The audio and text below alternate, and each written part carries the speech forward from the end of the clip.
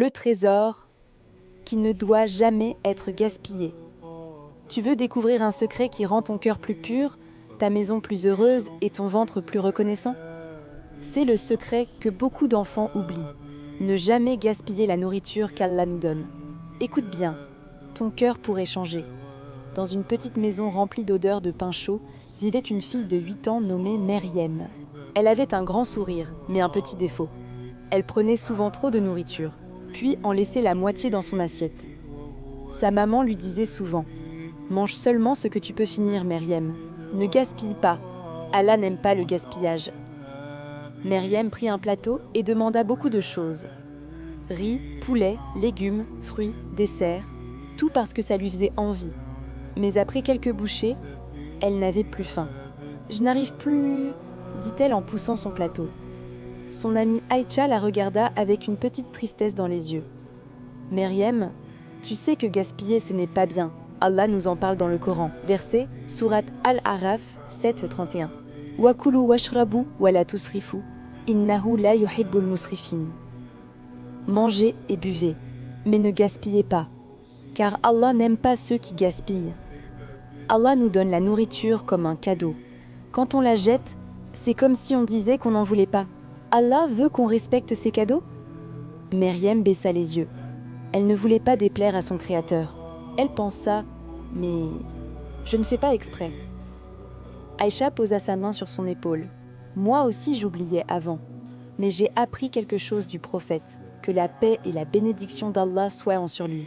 Hadith, Muslim numéro 2034. فإذا سقط لقمة أحدكم فليمط عنها الأذى وليأكلها. Si l'un de vous fait tomber une bouchée de nourriture, qu'il enlève ce qui la salit, puis qu'il la mange. Le prophète nous apprend que chaque morceau compte. Même une petite bouchée, c'est précieux.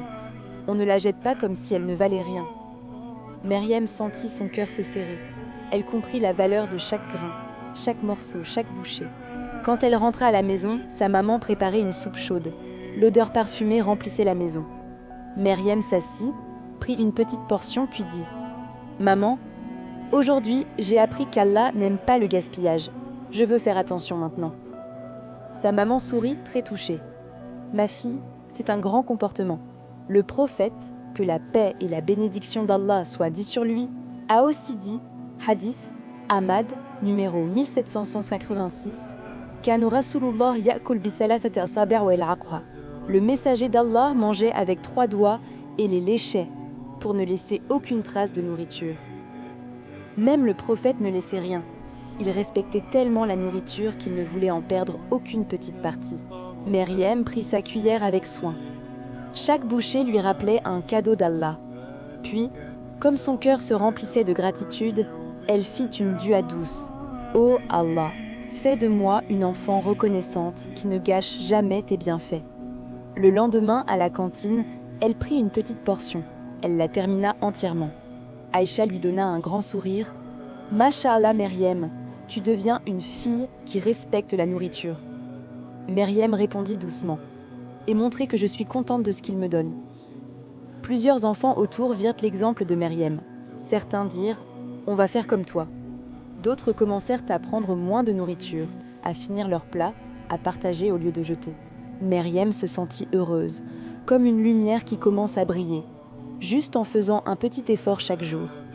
Et le soir, avant de dormir, elle murmura: Alhamdulillah pour chaque grain, chaque bouchée, chaque repas. Ô Allah, aide-moi à ne jamais gaspiller ce que tu me donnes.